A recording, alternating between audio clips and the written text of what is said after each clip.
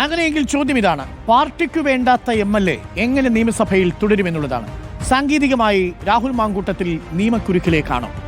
30 ദിവസം മാത്രമാണ് സസ്പെൻഷനെങ്കിൽ നിയമസഭ അതിനുള്ളിൽ കൂടുന്നില്ലെങ്കിൽ രാഹുൽ മാങ്കൂട്ടത്തിന് പ്രശ്നമില്ല. എന്നാൽ 6 മാസത്തേക്കാണ് സസ്പെൻഷനെങ്കിൽ അടുത്ത നിയമസഭാ സമ്മേളനത്തിൽ രാഹുൽ മാങ്കൂട്ടത്തിൽ എത്തിയാൽ എന്തായിരിക്കും സാധ്യത? ഒന്ന്, രാഹുൽ മാങ്കൂട്ടത്തിന് UDFന്റെ ബ്ലോക്കിലിരിക്കാൻ കഴിയില്ല. കോൺഗ്രസിന്റെ പാർലമെന്ററി പാർട്ടി അംഗത്വവും നിലവിൽ നഷ്ടമായിരിക്കുന്നു. അങ്ങനെയാണെങ്കിൽ ഒരു സ്വതന്ത്രനായി നിയമസഭയിൽ ഇരിക്കേണ്ടി വരും. അത് പ്രതിപക്ഷം ആയുധമാക്കും. അത് ഭരണപക്ഷത്തിനറിയാം. അതുകൊണ്ട് രാഹുൽ മാങ്കൂട്ടത്തിന്റെ മുന്നിലുള്ള സാധ്യത എന്താണ്? രാഹുൽ മാങ്കൂട്ടത്തിൽ പാർലമെന്ററി പാർട്ടിയിൽ നിന്ന് പുറത്താണ് എന്നാണ് ഇന്ന് KPCC അധ്യക്ഷൻ സണ്ണി ജോസഫ് പറഞ്ഞത്. അങ്ങനെയാണെങ്കിൽ രാഹുൽ നിയമസഭയിൽ എത്തുമോ, എത്താതിരിക്കുമോ, എത്തിയാൽ എന്ത് ചെയ്യും? അതിന് ചില നിയമവശങ്ങൾ കൂടി ഒന്ന് പരിശോധിച്ചു പോകേണ്ടതുണ്ട്. എന്താണ്? രാഹുൽ നിയമസഭയിൽ ഉണ്ടാകുമോ? നിയമസഭയിൽ ഇല്ല എന്ന് കരുതുക. അതായത് ഒരു സ്വതന്ത്രനായി പാർട്ടിയിൽ നിന്ന് പുറന്തള്ളപ്പെട്ട ഒരു MLA ആയി, പാർട്ടിയിൽ നിന്ന് ഭ്രഷ്ട് കൽപ്പിക്കപ്പെട്ട ഒരാളായി രാഹുൽ മാങ്കൂട്ടത്തിൽ നിയമസഭയിൽ ഒറ്റയ്ക്കിരിക്കുകയാണോ? അങ്ങനെ ഒറ്റയ്ക്കിരിക്കാൻ കഴിയുന്നില്ല എങ്കിൽ അദ്ദേഹം അവധിയെടുക്കുന്നു എന്ന് കരുതുക.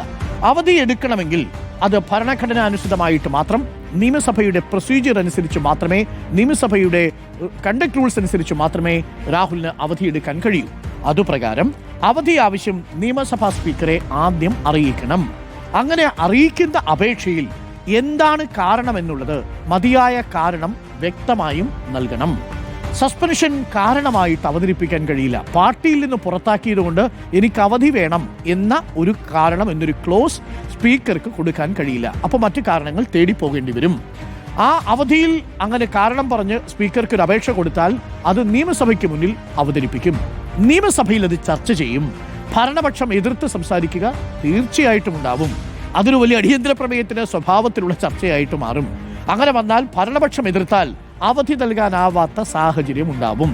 അങ്ങനെ 60 ദിവസം രാഹുൽ മാങ്കൂട്ടത്തിൽ മുന്നറിയിപ്പില്ലാതെ വിട്ടുനിൽക്കുകയാണെങ്കിൽ, നിയമസഭയിൽ നിന്ന് വിട്ടുനിൽക്കുകയാണെങ്കിൽ 60ാമത്തെ ദിവസം നിയമസഭയിൽ നിന്ന് രാഹുൽ മാങ്കൂട്ടത്തിനെ മാറ്റാം. വിട്ടുനിന്നാൽ നിയമസഭാ അംഗത്വത്തിൽ നിന്ന് പുറത്താകുന്ന സാഹചര്യം ഉണ്ടാവും. ഇനി അതല്ല, ഹാജർ വെച്ചില്ലെങ്കിൽ വിട്ടുനിൽക്കുന്നുവെന്ന് കണക്കാക്കും എന്നുള്ളതാണ് പ്രധാനപ്പെട്ട കാര്യം. ഹാജരായില്ലെങ്കിൽ വോട്ടർമാരോടുള്ള അനീതിയായിട്ട് അത് വ്യാഖ്യാനിക്കുകയും ചെയ്യും. അദ്ദേഹം അവധിയെടുക്കാതെ പോവുകയും അതായത് അവധിയെടുത്ത് 6 മാസത്തേക്ക് മാറി നിൽക്കുകയാണെങ്കിൽ അദ്ദേഹത്തെ തിരഞ്ഞെടുത്തയച്ച വോട്ടർമാരോടുള്ള അനീതിയായി കണക്കാക്കുമെന്നുള്ളതാണ് ഒരു രാഷ്ട്രീയ പ്രശ്നം. നിയമസഭയിൽ കോൺഗ്രസ് അംഗങ്ങൾക്കൊപ്പം ഇരിക്കാനാവില്ല എന്നുള്ളതാണ് മറ്റൊരു രാഷ്ട്രീയ പ്രശ്നം. സസ്പെൻഷനിൽ ഇല്ലെങ്കിലും സഭയിലെത്തുന്നതിൽ തടസ്സമില്ല. പക്ഷേ ഇരിക്കുന്ന സീറ്റ് ഒരു പ്രധാനപ്പെട്ട പ്രശ്നമാണ്. സഭയിലെത്തിയാൽ അത് ഭരണപക്ഷം വലിയ ആയുധമാക്കി മാറ്റുകയും ചെയ്യും. അപ്പോൾ ഇതൊക്കെ മുൻപിലുള്ള സങ്കീർണതകളാണ്. ഇപ്പോൾ രാഹുൽ നിയമസഭയിൽ എത്തുമോ എന്നുള്ളതാണ് ചോദ്യം.